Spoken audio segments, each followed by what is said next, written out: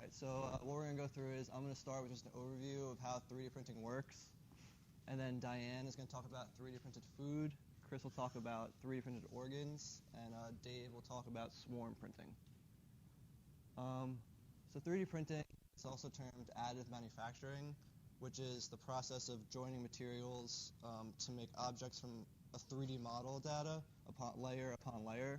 And it's broken down into just two main parts. Is first the data side, which is on the computer, and then second, obviously, is the printing. So the first part, you would use computer-aided design or modeling software and create your 3D model on the computer. So this person created a 3D Yoda. And for people who aren't sure how to use modeling software, they have places where you could share, buy, and sell models that other people made. And two examples are Thingiverse and 3D Burrito. And with Thingiverse, this one's free. So here's like the home page. You would click on whatever you want to use to print. And so here's the Yoda, and you just click download for free. And that is the model you would use to send to your 3D printer, so you don't have to do any modeling on your own. And the only difference between Thingiverse and 3D Burrito is that 3D Burrito you have to pay for the models, whereas this one people share for free. Basically what you saw is once you send the Yoda 3D model to the printer, whatever material you're using, and this one was a plastic filament, is fed through the printer. And when you send the model to the printer, it slices the model into layers. So then it prints each layer at a time. And so it starts at the bottom, and then there's an elevator that raises the printer up and down and side to side so that it could do each layer at a time. And like I said, the most popular material right now, especially for home users, is a PLA filament, which is a bioplastic derived from corn. But really, you can use a lot of different materials, whether it's plastics, metals, wax, rubber, and there's a lot of other stuff too.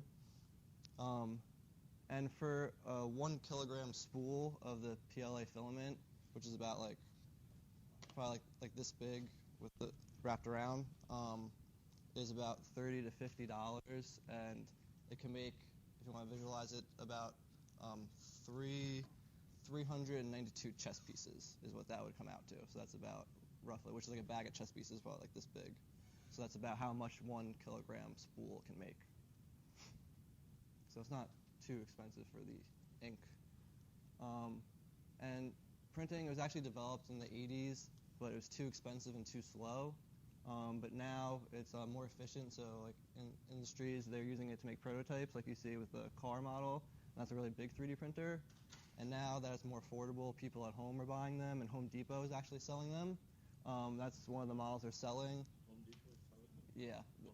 It is for the compact one, which is pretty small. It's only about this big. Is $1,375, and a bit bigger one, still could fit on your desk. It's considered a desktop. It's probably about like this big, and that one is selling for $2,900. So those are and it's the MakerBot is the ones they're selling. So really, anything that you can put into CAD and make on your computer, and you have a usable material, you can print pretty much. So the possibilities for future stuff is. Okay, do you recap what we talked last time? We started talking about artificial intelligence and the singularity. And the underlying question that we were dealing, it was this question about, hey guys, computers only open if you're taking notes, and cell phones definitely put away in the purses, in the pockets, and etc., because you are mesmerized by that next Instagram that you're going to receive, or a guy with big muscles, or of a dog with a lot of hair. So it's very important to learn how to control. Yesterday, I spent the afternoon at one of the big four, and we are doing this very interesting study of how they assess risk with Professor Brown, who is going to teach you auditing. And we talked and have looked at that carefully, and it was very interesting how wide was these partners' understanding of business. But one thing I noticed, that we spent 4 hours together, no one opened a cell phone. And not only old fogies like me, but there are a couple of managers there that were a little bit older than you. And so you have to learn how to control your urges. Okay, and that's very, very important, meaning you will survive, like, for example, there she is with her cell phone, not paying her least attention. Can you please close your cell phone? This is not good for you. Please put your cell phone away. Away? Hey, hey, hey. Put it away in the bag. And come talk to me after class, please. But we are sitting over there, and there were 2 very senior partners, 2 very senior managers, one probably being partner next year. No one opened a cell phone. Okay, and there was internet, the computers were closed. And that's quite important. So going back to what is intelligence, we were talking about this generic idea. We went to these slides. Remember, we talked about the hype curve. And we got to here, the structure of expert systems. Okay, I want to go back and see if you remember what was an expert system. And there is another name to this. What is an expert system?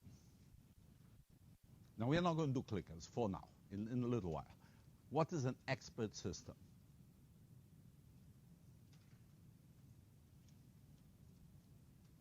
The other name of it is a rule-based system.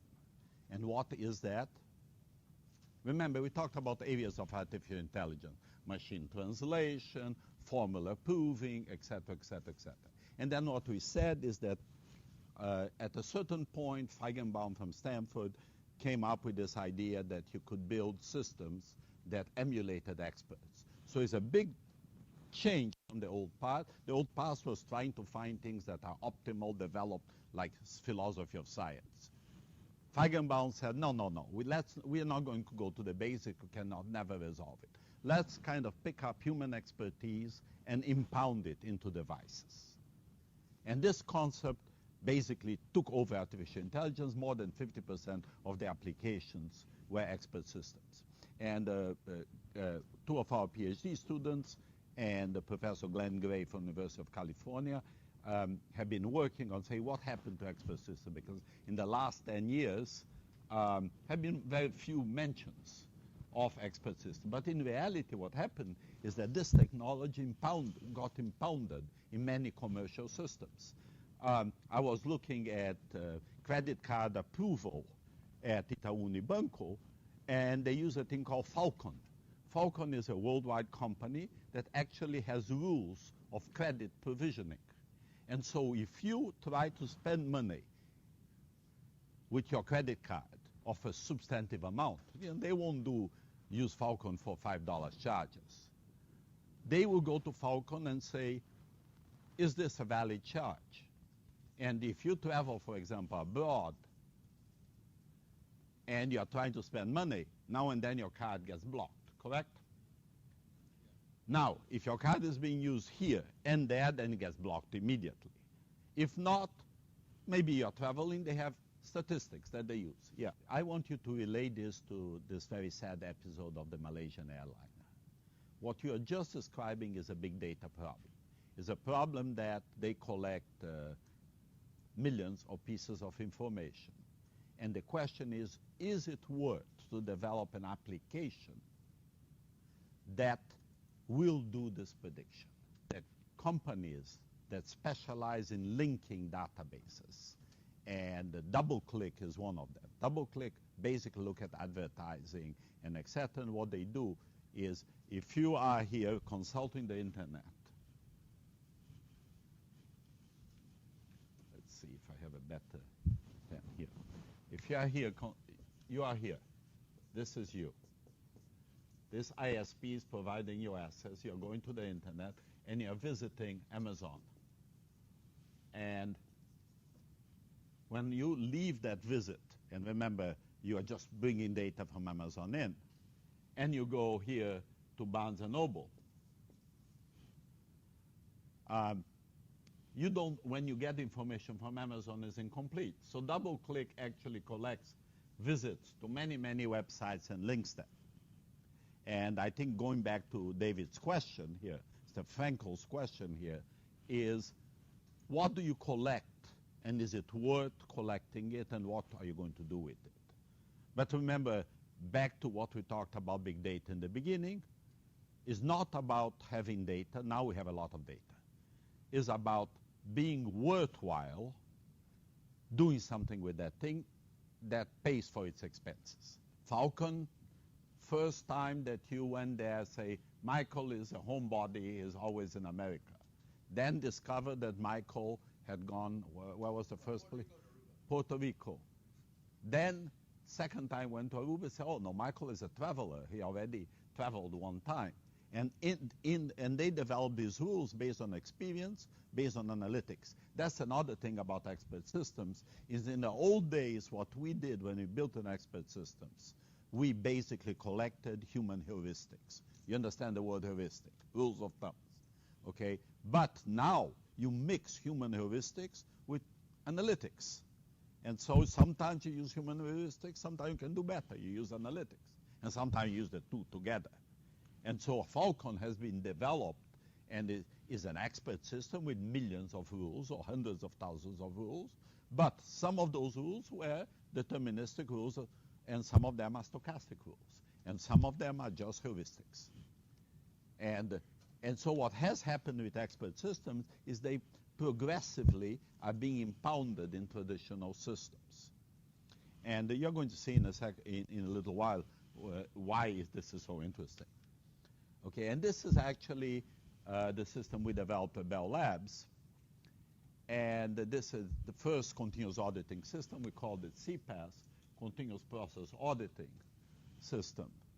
And the reason I'm showing it here, we talked a little bit about it in the auditing, is for a couple of things.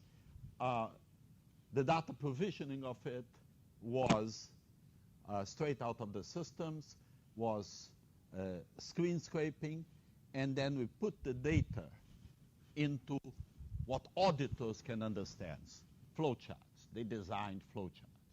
But the alerts that came out were all rule-based. So what we did is we interviewed senior internal auditors there. There were two guys, one guy called Joe Riley and other one called Norman Gullock. And these guys have been auditing billing systems for 15 years. And so we interviewed them and articulated the rules that they used. You know, when you talk with an expert, he always tells you, oh, I don't have rules, this is intuition. But when you sit down and talk to them, you come up with hundreds of rules. And then they start thinking that way and they start capturing their own rules. Then they come back to you and say, I discovered in this circumstance, this is not right. You have to look at this. And that's because the years of experience. And you know, experience doesn't mean I just did it. Experience means I thought about this problem before and I developed a way to do this. That's what experience means. It's not intuition. It's usually experiential rationality, as they call it. Now, below this, we had Norm's rules and Joe Riley's rules. And what happened is Norm retired. And so we needed one more auditor and brought a young guy in. And it was a catastrophe. Because he hadn't spent those years and developed those rules. It was a catastrophe, he was a very nice guy, etc. But we didn't have any good rules out of him. Joe Riley continued working with us, came to some of our conferences. He's now got promoted within AT&T, he's still over there. But we learned a lot about capturing expertise doing this. And the expertise was all built below this thing with little rules. And now, you know, the project today, Deniz is going to talk to you. Deniz is coming today, correct? Yeah, Deniz is going to talk to you, and she's going to show you the P-card project. And the big difference is in old days, we built it using logistic machines and very complicated Prolog and etc. Now, Deniz built this thing using Excel Deniz and Abdullah, and then using ACL. So expert systems are alive and well, but they are now built very much into traditional systems. Okay, I'm going to pass.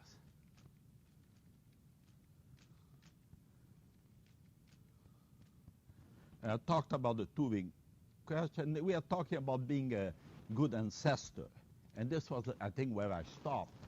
And basically, these scientists were talking, and Jonas Salk, that created the Salk vaccine for polio, which pretty much eradicated polio in the world. Basically, I say, it's not about inventing new things. It's about being responsible of what you invent. Go ahead. I actually don't know. The Salk vaccine for polio has been around for many decades and has been very, very successful. He didn't patent it, huh? Yeah, we don't patent either. We don't think that we should patent continuous auditing.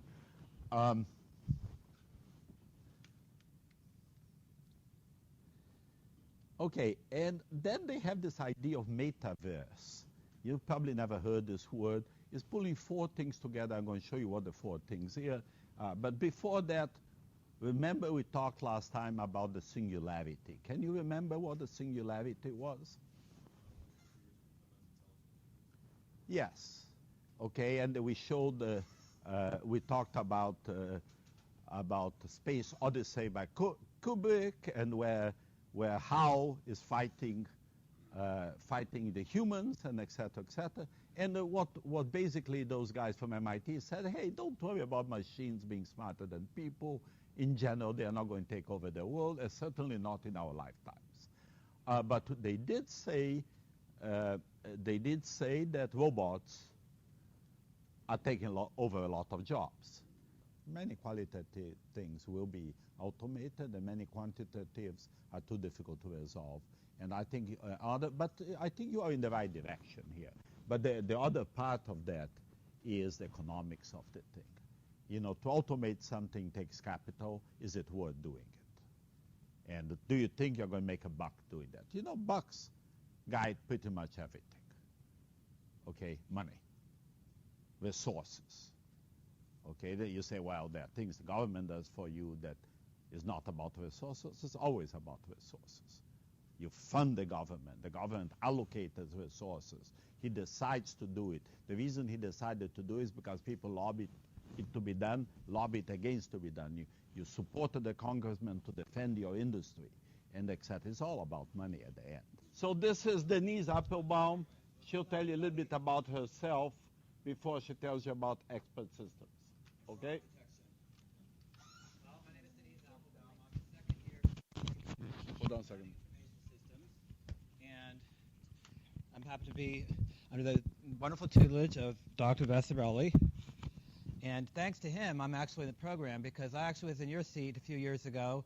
I was in the 2012 PAMBA class, and I fell in love with Dr. Vasarhelyi during this IT class. This is the exact same semester, and I was switching to auditing class that you will take in the fourth semester, and I love AIS. I think it's great, and I think it's a wave in the direction of the future of auditing and accounting, because business is becoming more automated and transactions are more real time. So this is, I think accounting has to catch up with all of that. So you guys are very lucky to have him as a professor, because a lot of programs don't have a professor like him with his level of knowledge and expertise in the industry. He's like the grandfather of continuous auditing, so you're very privileged. Right? The father of continuous auditing. Okay. No, he's going to fail me now. Okay. So anyway, a project I've been working on for the last year, and it's still not done. It's a project in progress, is the procurement card fraud detection system that we're developing for a large multinational manufacturer. And I think you might have met Abdullah earlier in the semester. He gave a presentation to you about his visualization systems. We use visualization quite a bit in our project as well, as you'll see in a few minutes. And basically, I'm going to go through what procurement cards are, and also discuss the methodology of the project that we conducted in building an expert system, and also the first and second pass testing phases and the first phase of the project. And then we're going to talk a little bit about the second phase, which is now in progress and work, and then we'll discuss the conclusion and what are the thoughts and takeaways of the project going forward. So basically, procurement cards are credit cards. They're given by employers to their employees to make manufacturing type repair or operations or supply purchases. So it could be office supplies, it could be canteen supplies, it could be research supplies. And so, they're going to Office Max, they're going to Staples, they're going to Walmart, they're going to Fastenal for equipment repairs, they're using shipping companies. These are like ordinary purchases, so they're continuous, they're ordinary, they happen every week, they're not around at a certain event, and in this case, there's no management approval. So you would expect like a situation like this where you have employees who've given credit cards that you'd have like a lot of controls. You would have preventative controls, which would be, in terms of auditing, you look for separation of duty, like you don't have the same person deciding to buy the item, actually making the purchase, and taking receipt of the item, and then doing the back-end paperwork. But in this case, that same person is the employee doing all the same four tasks, so you don't have a separation of duty. And then furthermore, the manager is not approving the transaction a lot of times. There's no management approval. So basically, these are transactions that are continuous, they're frequent, they're high volume, they're high dollar amount, and therefore there's a lot of area or potential for fraud because, just think about it, if you're going to Staples and you're buying all these office supplies, why not put a flash drive for myself in there? So the temptation is really high for an employee to use a credit card for personal use. And the other problem we had is that then there's more opportunity that way. So, and without the detective controls and the preventive controls and management supervision, then you have this huge risk in the whole transaction of the procurement cards. So in this project here, we have about 55,000 transactions a month and about 5,500 cards. So this is not a small problem. And it's about $15.5 million a month of transactions. And basically the software that's out there in the auditing world for this kind of transaction is basically they'll test for duplicates of amounts, they'll test for limits of credit card transactions, but they're not really geared towards a company like this where you have all these divisions. This is a manufacturer of shampoo, pet food, consumer products such as razors, shaving cream, paper towels, diapers, perfumes. So anything that, and you have employees who are buying research items for this, so they can go to a Target and buy diapers from a competitor, and that's a legitimate expense. For some employees it's legitimate, others it may not be, depending on their department. So we had to design what's called an expert system, which is, on one level, it's actually imitating what the expert is doing that's a manual or personal. In this case, the expert was actually looking at Excel files for 55,000 transactions every month. It's very fatiguing, and there's a lot of room for error. And furthermore, after a while, it's like they have their own biases, so it's hard to detect all these issues with manual detection. Oops, sorry about that. Pop-ups. So we had two phases of the project. One was to develop an expert system, like I said, imitating the expert, trying to automate her job and actually reducing the error rate of her own expertise, or the auditor's own expertise. Then the second phase, which is what we're more involved with right now, is actually improving the error rate, because even though the experts were flagging a lot of transactions, only about 3% of them are actually considered to be fraudulent or personal use. So 97% of them are actually being investigated and determined to be genuine, legitimate transactions. So we started out with monthly training data for the month of from March 2013 through June of 2013, and we had 55,000 transactions per month, like I said, and some of the data had missing values. So, for example, like they're missing the purchase items. For example, you see here, there's no purchase item description or product code or purchase date. So this is a huge problem. How do you find out what someone bought at Walmart if there's no details or information about it? So one of the first steps you always do when you're doing any kind of data analysis or audit, as you'll learn in audit class next semester, you have to understand the flow the process flow of the business cycle. In this case, we're looking at the procurement process, where the cardholder makes a purchase with the card. Then the purchase is copied to the bank's credit card system. That's almost automatic, okay, when they make the purchase. And the bank's paid almost right away, okay? So, and basically, then the manager, in this case, marks the transactions a month later when they get a report from the bank. And in the case of the auditor's monitoring process, they receive that monthly report. So this is a batch process. A credit card transaction is a real-time process, but the monitoring is batch. And then they manually review all the transactions to see if they're fraudulent or flag them for inspection or further investigation. And that takes another month or two. So by the time the auditor actually, or the HR department actually investigates the fraud, it could be 6 months later. So there's a huge lag. We're trying to reduce that lag by automating the first part of the manually reviewing the procurement card process and the transactions. So basically this requires elicitation or imitation or replication of the expert's knowledge. We're trying to replicate the decision-making process that the expert or the auditor is making the decision, trying to automate and reduce the error rate of their own judgments.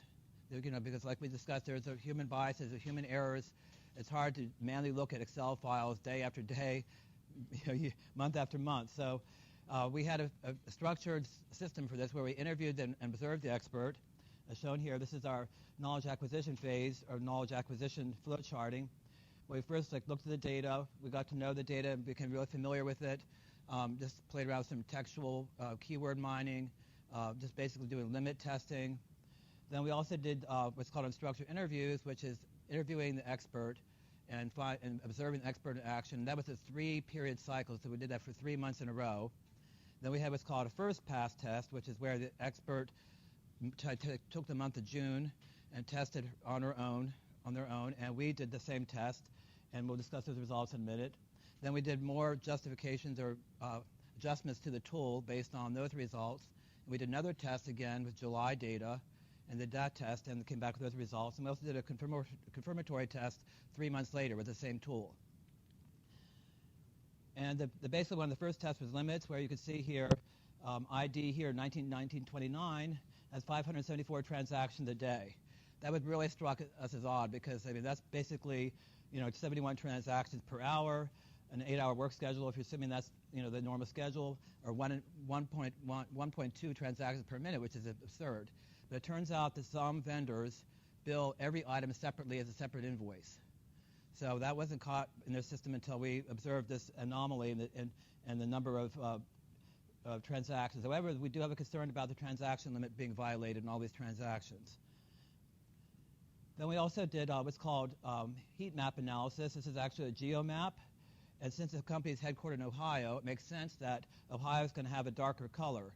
Now, if that color gets darker in another state, we may question why that's occurring. For example, California is a little darker, so if that gets really green, then we may have to look at that state and look at the trends of what's going on. And this can be drilled down even further to like state level or city level, so you could get more detail on the transactions if you have the information of the addresses of the stores, for example.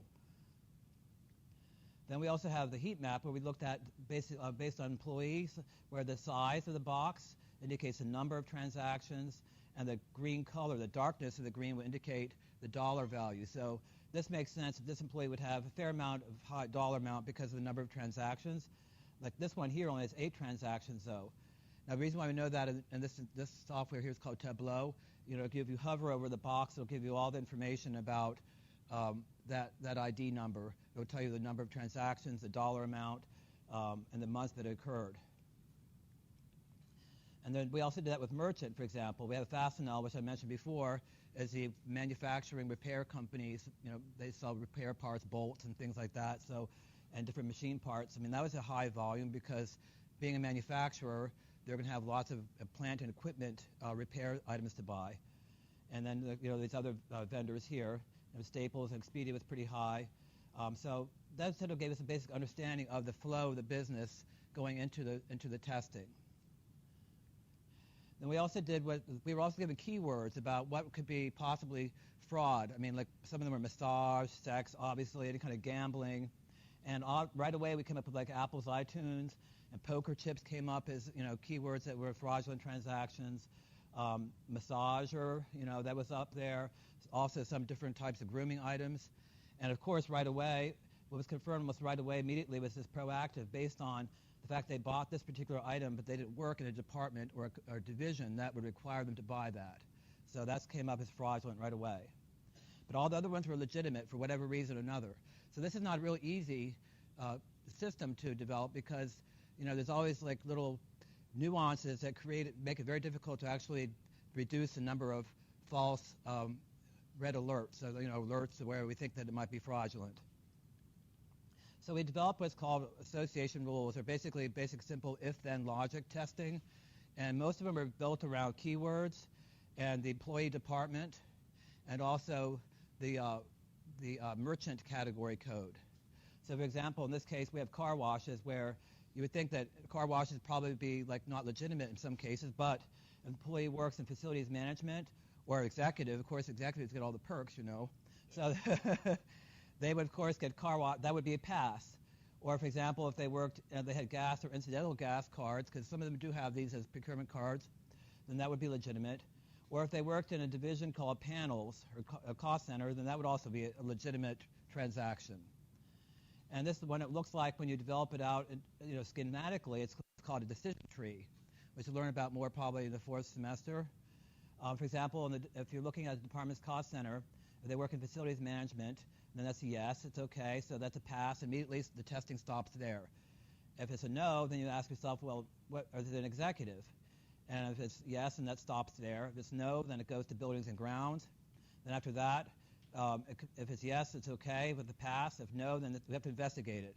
So the problem is, like, some of these transactions go all the way down to this phase, but they still pass and they're okay. And we're trying to eliminate why that would be happening. So our initial test, like I said, ran from June and July. And in data mining or any kind of expert systems types development, normally if you have a fraud detection rate or a replication rate of 50%, where the tool was effective for 50% of the instances, then that's a very good performance. We produced 1,408 flags the first time around. The auditor confirmed that 957 would be the kind that they would pull as being fraudulent or under suspect. And so that was an effectiveness rate of 68% of imitating or replicating the expert. Then we did the month of July. We flagged 1,300 transactions. They flagged 1,235. So that was an effectiveness rate of 95%. So it was almost close to actually 100% replication of the expert at this point. Yes, sir, the one. Are there any analytics between the 65, the difference between the two red flags, of which those are actually suspicious, kind of like the added value of the tool? Well, basically, this is just indicating, this was two separate tests. Like we tested the month of July with separate data, right, or month of June, and that was our results. And then the expert they tested also the same data, but separately from us, and that was their results. This is strictly comparison of you're asking me like whether. My only between is they added 100 more rules. Right, we added more rules, right, yeah. I'm asking, after the second pass, those that were flagged by you but not by them, did anyone look at those to see if Well, that the auditor would have never thought of, perhaps? Well, we weren't met. That's part of the second part of the project.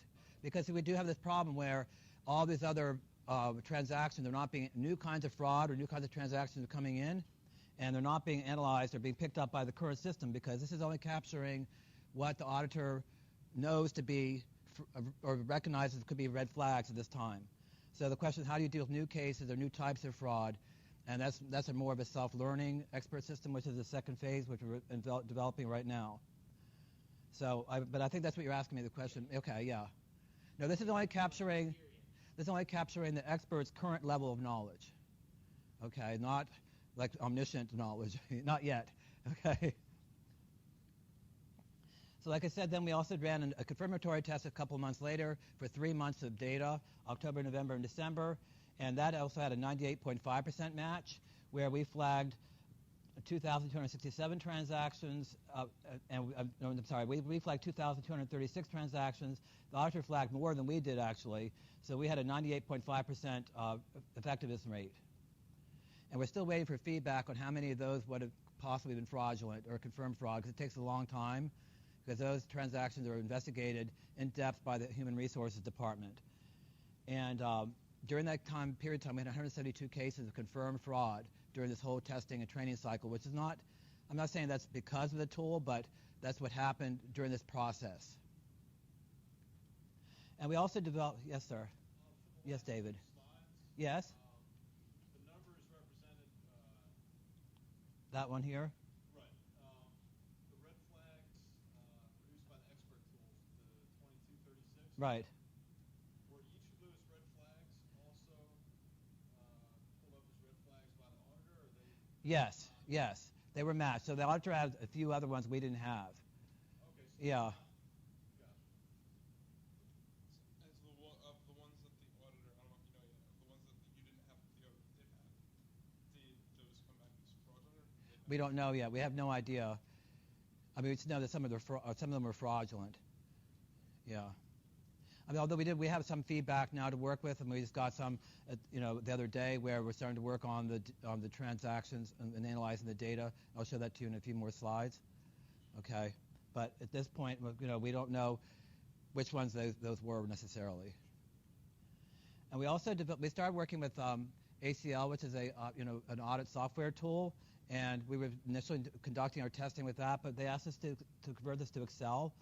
So we ended up developing a macro and a dashboard for this. And for example, there's different levels that the auditor can filter based on what level of rules they want to look at.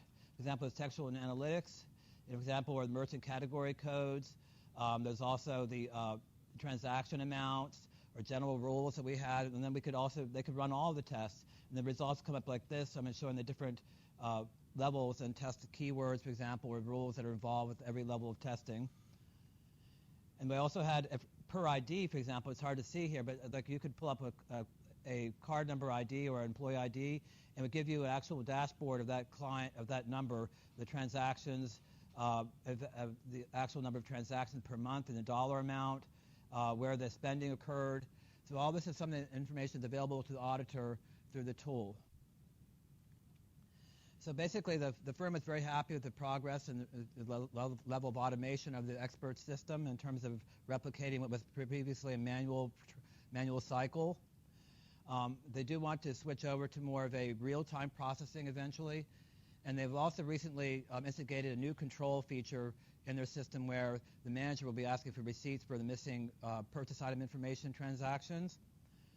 But they do want us to continue working now on the problem we talked about, which is that we have a very high error rate in the red flags being detected or pulled, and also we have this information about the missing purchase item information in the transactions, which is not being looked at because the auditors couldn't figure out manually how to deal with it, so they just never dealt with it. And that's about 25% of the transactions. So we got recently more, like a huge data set from them. It included all the original data we worked with plus some more all the way through to April of this year. And the number of transactions is 741,710. And 26% of those transactions are missing purchase item information. So this is not a small problem. This is huge. The number of employees ID involved is 4,500, although the cards are more because some employees have more than one card. But almost all of those employees have transactions with missing purchase item information. So we don't know what they were buying. And in terms of the dollar amount, 42% of the dollar amount of these transactions is a missing purchase item information transactions. So this is a huge problem. And the number of vendors that do not report information is 41,000, roughly. So this is, out of the 100,000, so that's about 40% of them do not report the information. Just to give you an idea of some of the vendors that don't report, the first four here, Walmart, Sam's Club, Amazon, and Target, these are what's called general merchandise vendors, in the sense that they carry hundreds and thousands of different kinds of items in any department imaginable. So who knows what the employee's buying? They could be buying office supplies, they could be buying diapers, they could be buying shampoo, they could be buying food, they could be buying anything from Walmart, really.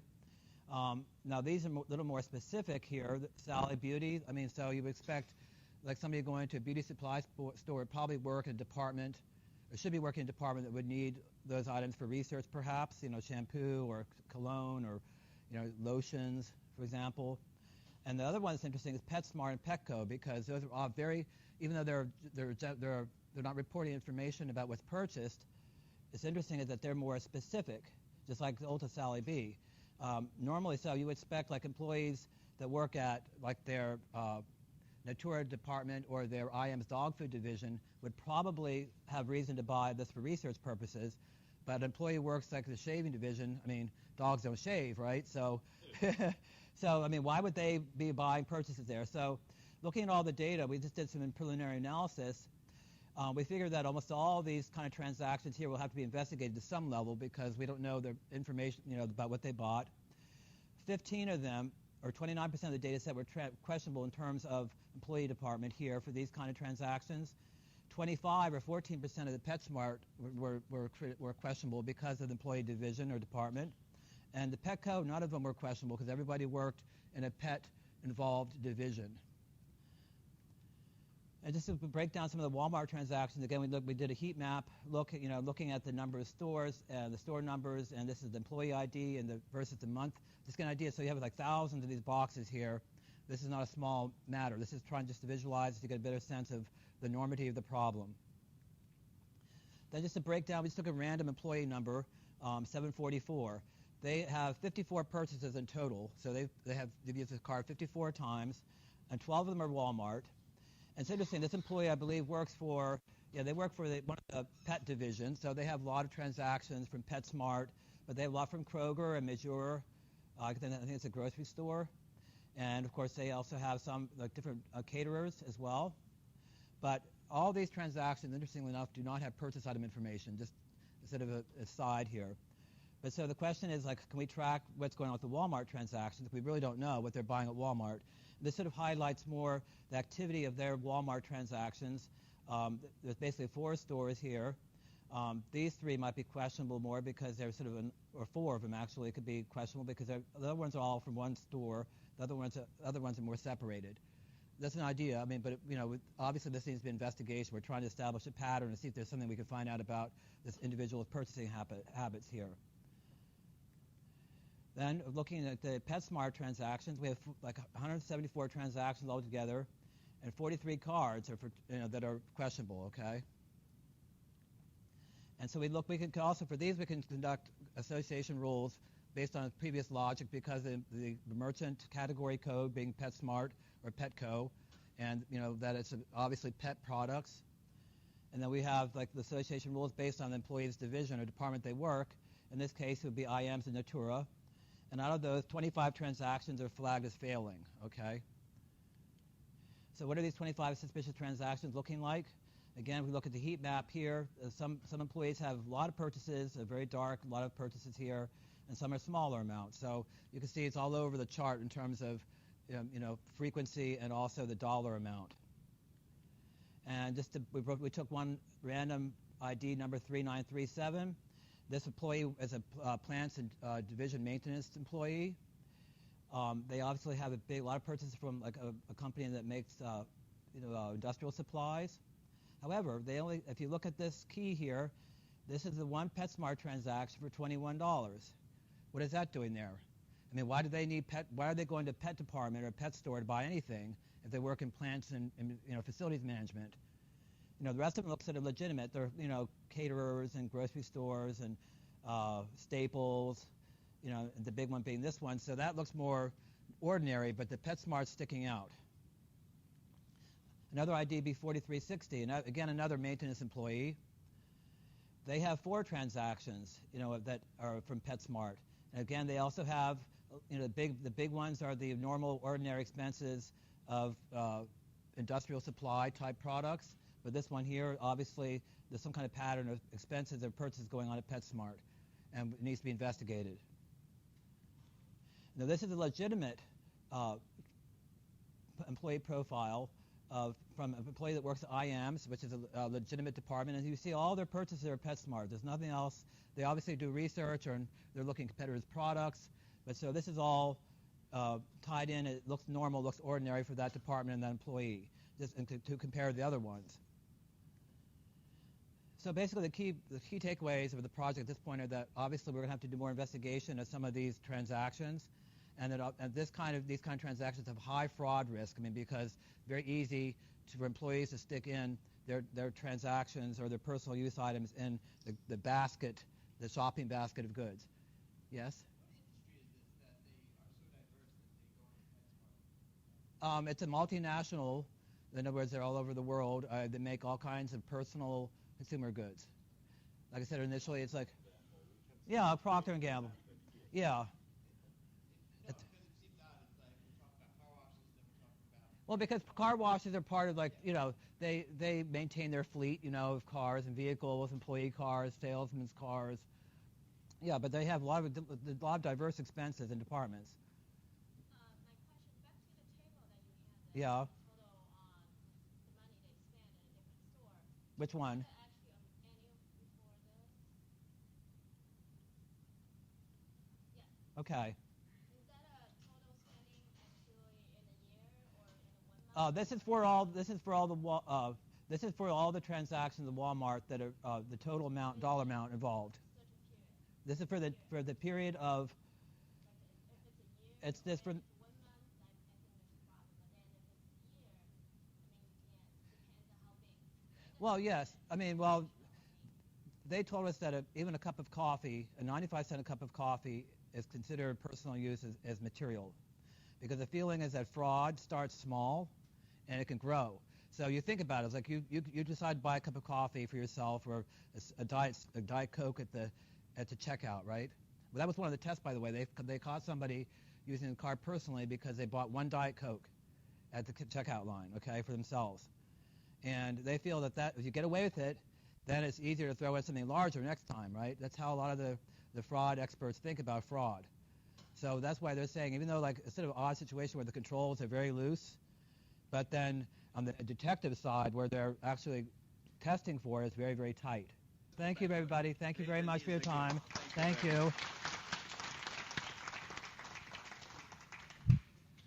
No, we think that these expert systems, can I steal this? Oh, okay.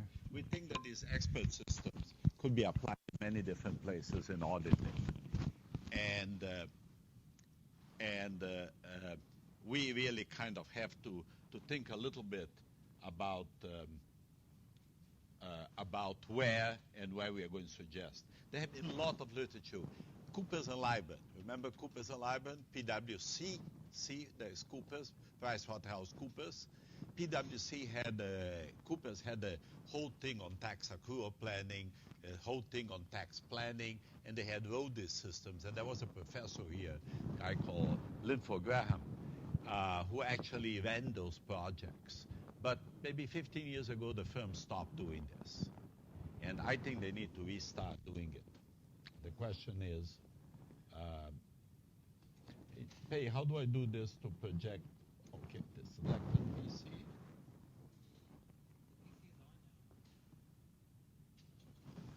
Okay. Okay, it's projecting here, but it's not projecting there. Oh, on. It always helps if you turn it on. But it didn't turn on. Oh, it's just waking up. Okay, so this is actually a motivation that they use in this expert system, in this meta space type of discussion. Okay, and the first question is, what happens when video games meet Web 2.0? What are they asking here? Does anyone understand that? What is Web 2.0? It's kind of more advanced web type of systems, et cetera, et cetera. Okay, second question is, when virtual worlds meet spatial maps on the planet, what does that mean? Have you ever heard of a game called Second Life? Yeah, what is Second Life? First you assume a personality, and then you fly, and then you meet people, and it's like and then you can buy houses. You can they have currencies there. PwC recruits on Second Life. I don't know if they still do. They used to. There is movies, houses, etc., etc. And you can change. They have a thing called Leiden dollars, and the Leiden dollars are 1 to 240 into dollars. So there is a real currency in there, and Second Life makes money basically on selling those currencies. Now, there was a little story on the New York Times about a guy that gets married in Second Life. So he has a second wife. So he has a real life wife and a non-real life second life. Okay, and should his real life wife be upset about having a second life? I'm getting confused here. Would you get upset, Corinne? Yes. Yes. First of all, if that's so addictive already, that would be like the first, you know. Well, that's what the newspaper said. The guy during daytime worked, and at night he spent all his time in Second Life. So that would be the first thing No that time you with get his upset. wife, yes. Yeah, that's what they said. Now, it's actually very interesting, this interface of virtual world and the real world. And, you know, one of the most interesting types of virtual world is Google Maps, okay? Because you have an overlay in the real world, which is a mapping of the real world. And the place they meet is where you are. And when you are, you really can't see 2 miles away from you, but Google Map can. And so there is this kind of point of convergence. And usually you kind of put 2 points of convergence, where you are, where you want to go. And that thing helps you to get there. But that's not only in geospatial. There are many other applications of that type. And then, of course, this is kind of question when simulations get real. You know, my GPS can simulate a route that I'm going to take, and if I can enrich that with traffic, I can try different routes and see what's the best way to get there. And you can go the other way. You can do other things. When you use a virtual Earth to navigate the physical Earth, and then your avatar becomes your online agent. Avatar is your representation.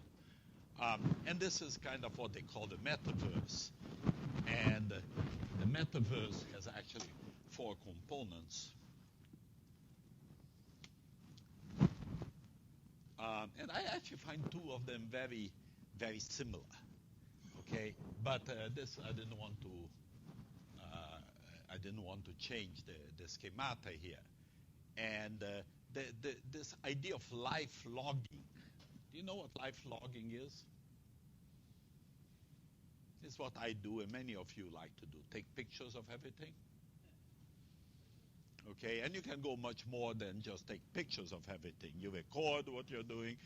There was a piece on the newspaper of some guy that had a GoPro on his head, and for the last 6 years he has been carrying around recording and collecting. Can you imagine how much storage he used up with that thing? And why would you do that? Because you're crazy?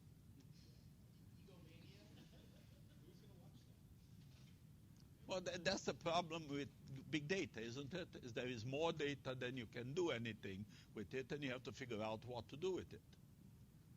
But there must be, you know, maybe a marketing firm would be very interested on what a person does. Regular Joe with the GoPro does every day. My daughter just bought stocks on the initial offering of GoPro. Okay, she might be interested on what kind of GoPro users there are.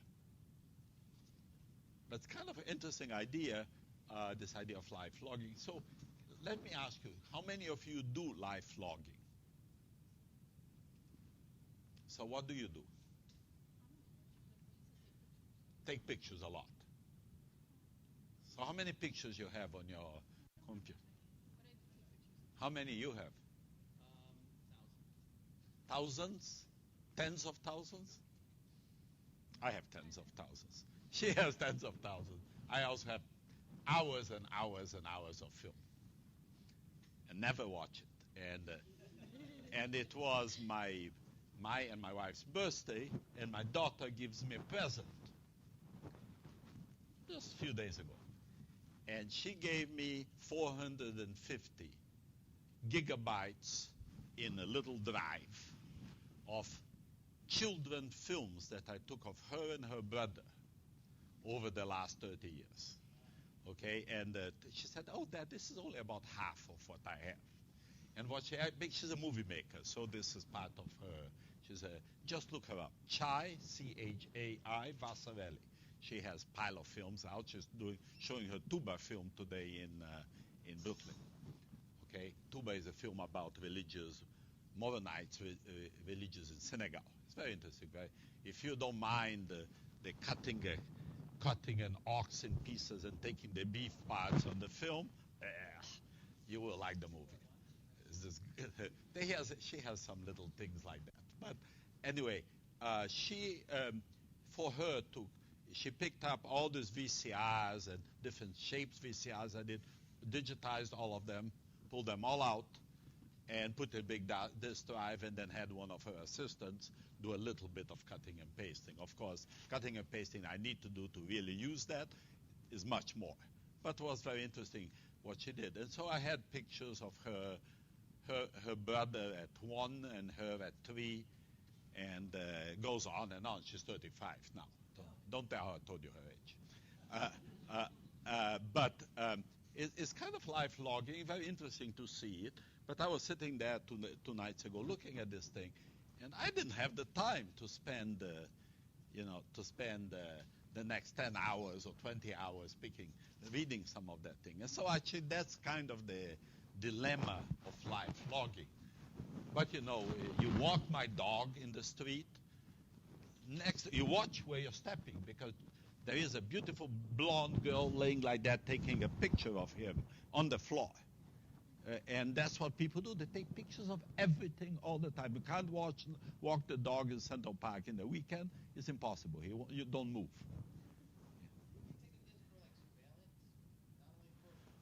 Well, I just was talking about entertainment, but remember what I said before. Surveillance data is going to be the biggest form of audio in the internet. It already is, probably. Okay, and you think surveillance is like catching a spy, but it's not. It's your parking lot, your garage. My wife loves to have pictures of a house in Long Island. So there is an application here. We have four cameras in the house in Long Island, and she turns it out when she's in office, puts in front of her office, and looks at the little window, see what's happening in the house.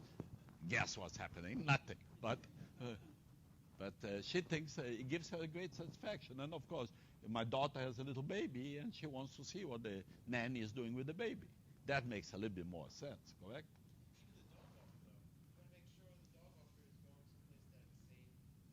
I have to put a GoPro on Mochi just to see what he's seeing, correct? But the life logging thing also has tremendous business applications. Have you ever thought about audit applications?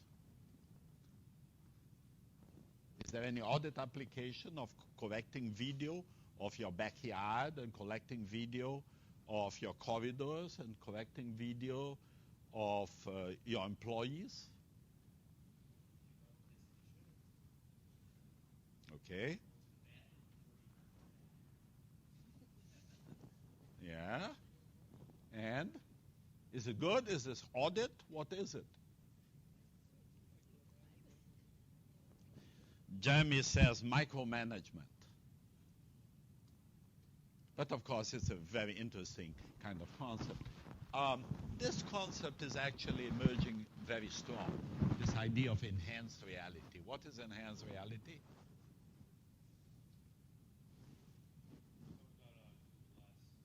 Yeah, Google Glass is a form of enhanced reality. I kind of dreaming a day, I just got the schedule of the Jets, my team, my losing team, and I would love to go to a game, put a Google Glass on, and the guy is running, and it's telling me who it is, what is he doing, his weight, the name of his wife, name of his dog.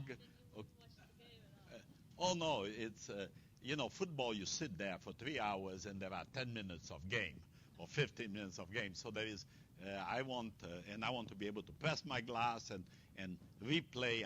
They never replay what I want them to replay. And I want to see the positions, etc. I like football, yeah.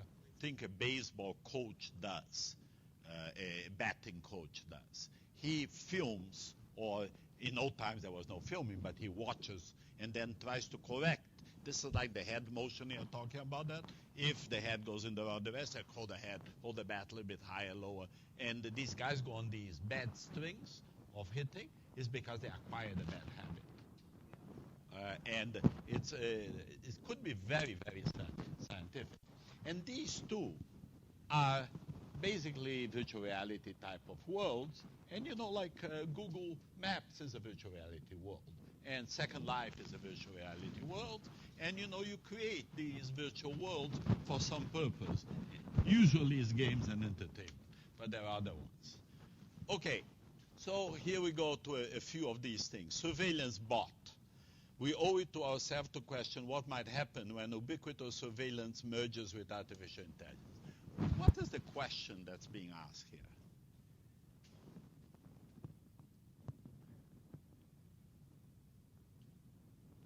Remember I said surveillance is everywhere now.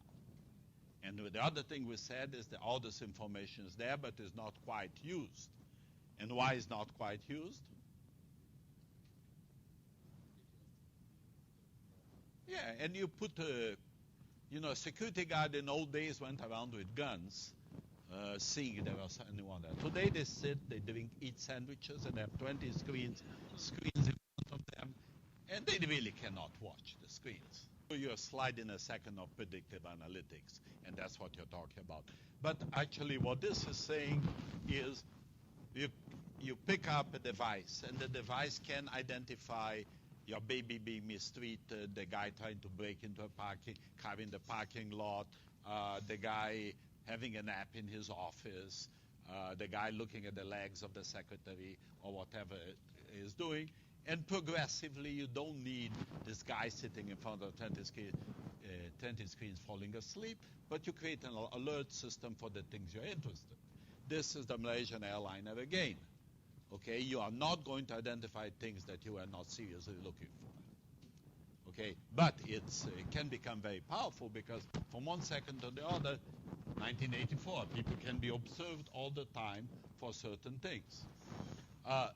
Back to virtual worlds and mirror worlds. Virtual worlds, humanity spends every more time in virtual settings, whether because the digital worlds are extremely compelling, and secondly because the real worlds have suffered widespread environmental and economic collapse. Okay, that's kind of their vision of virtual world. But in reality, people play games for a long period of time, correct? How many of you spend more than 5 hours a week in gaming? No one. David? Yeah, my son went to a stage that he would spend 20 hours a week gaming. And my wife was having collapses and locking him out. And I said, let him do it. He wear out. And he did wear out. He got tired of it and went doing other things. This idea of mirror worlds is like a virtual world that kind of corresponds to reality. It's like Google Maps, etc. This is the augmented reality stuff, and here it is. You are on the internet. Your name is Lorna. Here's your friend. She's your friend, rank 6. And you have last message that you sent. Favorite sushi she likes. Okay, and so you basically kind of enhance. And the enhanced reality, you think about Google glasses, but there's many forms of enhanced reality. And actually, if you extend your thinking, Google searches are extended reality because you are basically capturing information from the reality to help you.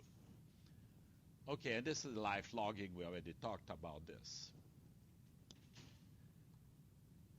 Okay, let's just talk about Singularity a little bit.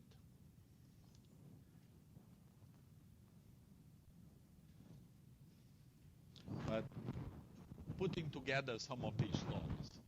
Dumb, non-player characters and repetitive bot in virtual worlds, for example, might be replaced by virtual people essentially indistinguishable from characters. So you you're playing Second Life, and the person in the other side looks like a real person. Usually they are, but they are represented by icon.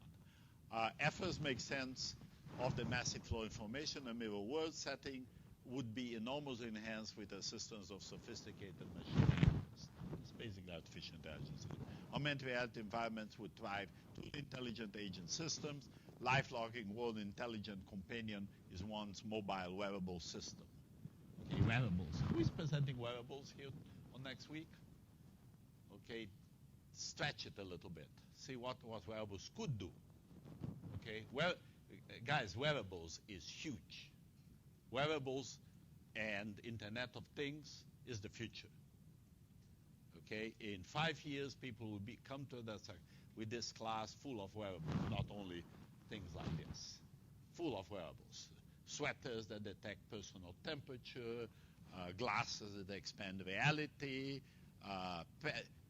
pacemakers to make the heart move at the right speed. There'll be a whole mix of wearables that will affect everything. I'm finding my slides a little bit old-fashioned. This is actually something I wanted to mention.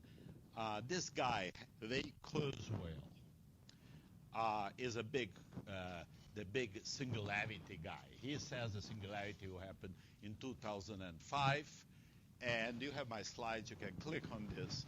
And he has all these charts showing how chips will change in speed, how memory became cheaper, and all of these leading to machines smarter than people. That's basically what he has. It's actually worthwhile going to his website and look at these charts. Yes.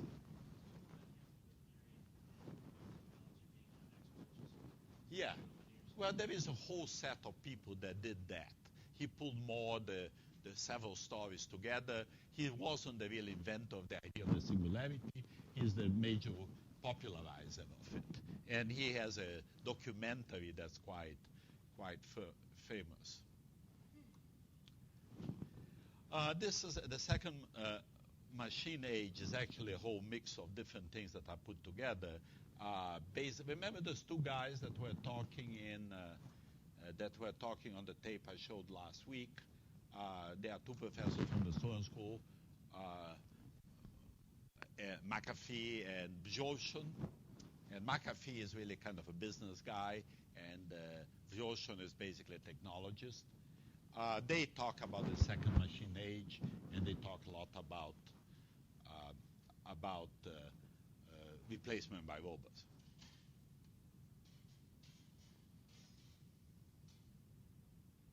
Okay, and you're talking about exponentially. This is a very traditional thing. Moore's law, the complexity for minimum component costs have increased at a rate roughly a factor of 2 per year. Certainly over the short term, this rate can be expected to continue. Okay, they think that after a while it's going to flatten out. But it has gone on for 20 years. And this is actually the dimensions, Kurzweil, etc. use it, and different types of things that are affected. Hard drive cost efficient. This is a logarithmic scale, so obviously it's going up very fast. Okay, number of transistors per chip, flops per watt, and flops. These are all kind of measures of capacity and power and storage and etc. All exponential. Don't let this mislead you. This is a logarithmic scale. Okay, so if you put a linear scale here, this will be exploding up. Okay, you understand what the logarithmic scale is, correct? Yes? Joe, do you understand what logarithmic scale is? Here. 1, 2, 3, 4. Curve goes like this. Okay? If you transform this in a base 3 or the base 10 or whatever logarithmic, this actually stretches out this way. So this will be 1, this will be 10, this will be 100, this will be 1,000. Remember the film I showed you about population and wealth and etc. That guy is fantastic, and those pictures, dynamics are fantastic, but it's a little bit misleading because look like the populations, it's a nice normal curve, but actually that's logarithmic. And that means that the people that are very rich, they are very few, because it's well this way, and the poor people are many. And that's kind of, because he uses logarithmic curve, looks that the population wealth is much better distributed than really is. And if you remember, the wealth was 1, 10, 100, 1,000, and the number of people are kind of in the middle, but that meant that the poor ones were much more than the rich ones, so attenuated it. I don't know if he did that for anti-socialistic reasons, but that's what it is. Just a couple of other things here. Let's see if I can take this Join Me. We're using the Join Me still or no? Huh? Pull it aside. Okay.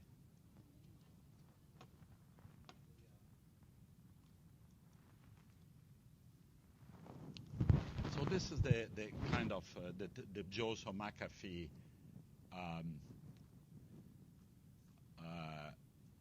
second machine age. And basically what they are saying is, with technology accelerating very rapidly, we are going to have a whole set of social effects. And the first question they ask here is, what is the effect, what happens when content comes freely? About the internet, correct? About the web. Content is free, correct? Or close to free. In old days, cost you money. Even if you went to a public library, you had to walk to the public library, search, pick it up, bring it up. So cost you time and motion. And now content is very, very free. Okay, and what is the effect of that? But what could happen with the digital world, information were no longer costly to produce. What would happen if they were free right from start? Okay, I just want to kind of ask you this. I asked you this clicker question before. Do you think that downloading music for free is illegal? Remember? And most of you said, no, forget it. Okay. Wrong. And why do you say it's not wrong? Because you are saying content should be free. That's what you are saying. Should be free. Go ahead.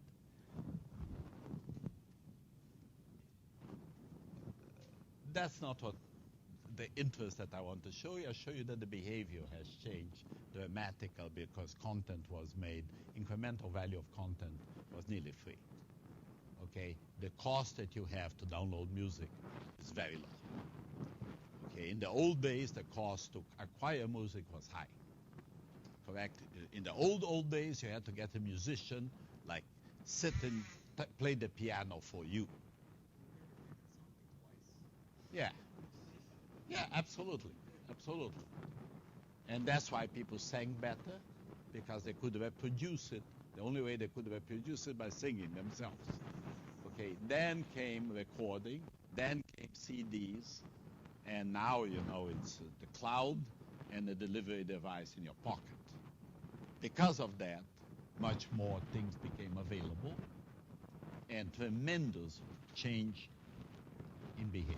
Going to be hundreds of these applications that you never heard of and do something useful.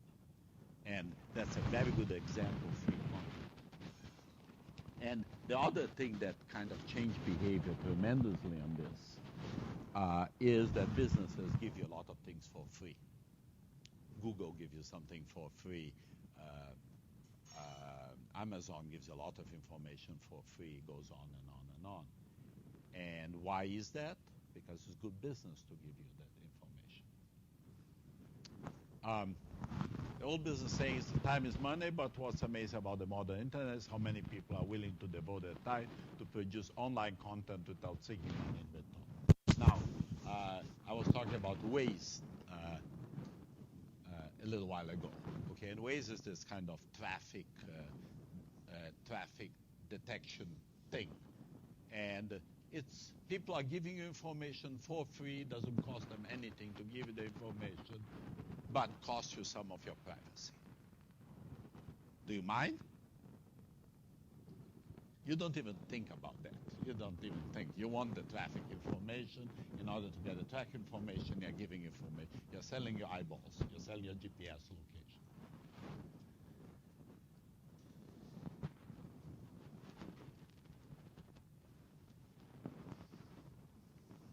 Okay, now this is, I don't agree with this one. Okay, this is McAfee and Ocean, and they say the transformation brought about the digital technology profoundly beneficial one. Is it necessarily beneficial? Depends the way you use it.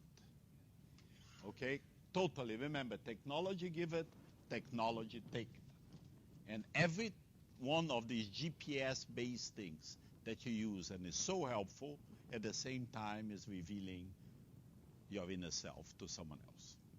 Your pattern, your paths, where you go. And I remember Corinne talking, saying, doesn't matter, I don't care people know about me, except for this TV program that I watch, which I don't remember what it was. Everything else doesn't really matter. But is that really true?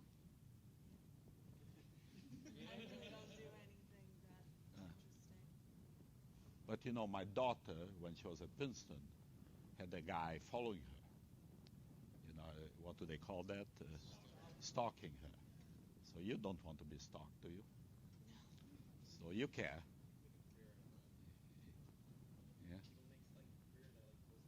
Yeah, that guy followed her for like a year and a half. She wouldn't go anywhere without someone with her because she was afraid. Yeah. And I don't think he meant any harm. He just was stalking her. Fun. Or he was in love or whatever. Yeah. But, you are giving away your location. So it's not so easy. I didn't say anything at that time, but I wanted to bring it up. Is you think that doesn't affect you, but it may.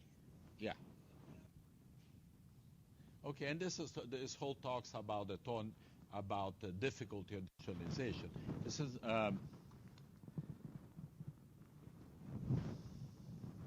okay, and this is actually an analogy of how social. Remember, we were talking earlier in the class about changing the laws and the laws that are affected by technology.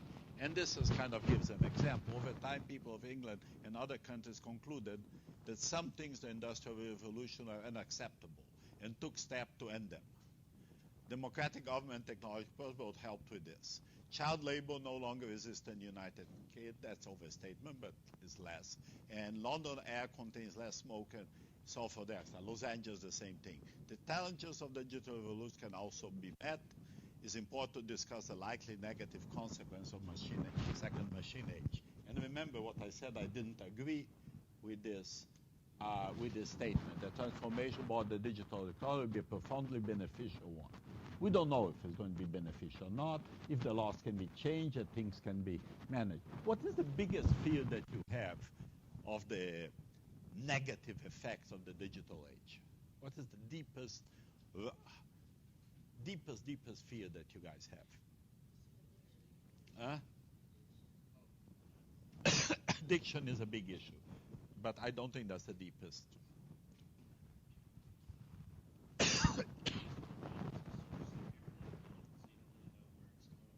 So unknown, addiction, what did you say here?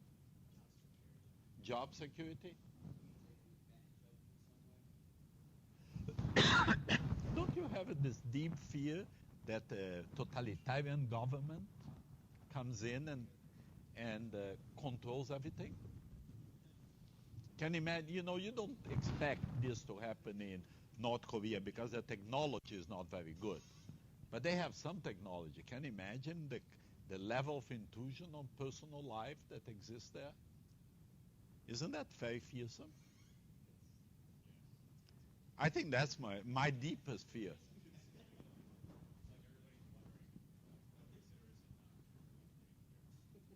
So conceivably, don't think that this will happen.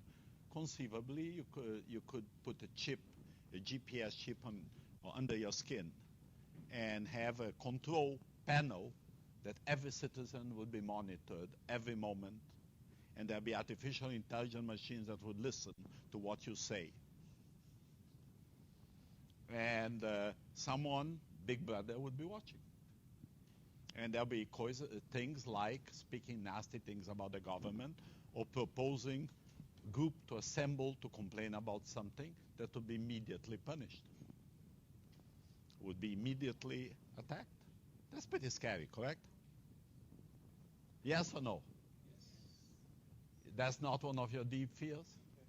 No, because live in America and the US is reasonably free, although the NSA is not being very cooperative. Yeah. There is a bar in Germany, I think I mentioned this before, that for you to order drinks, you are allowed to put a chip under your skin and they automatically capture that you are there. It's very prestigious to do that. Some people, when you chip your elders so they don't get lost. You know, no, I'm serious. This is the trade-offs. Yeah, the idea of Corinne going around chipped, and so stalker can follow her easily, is not a very appealing idea.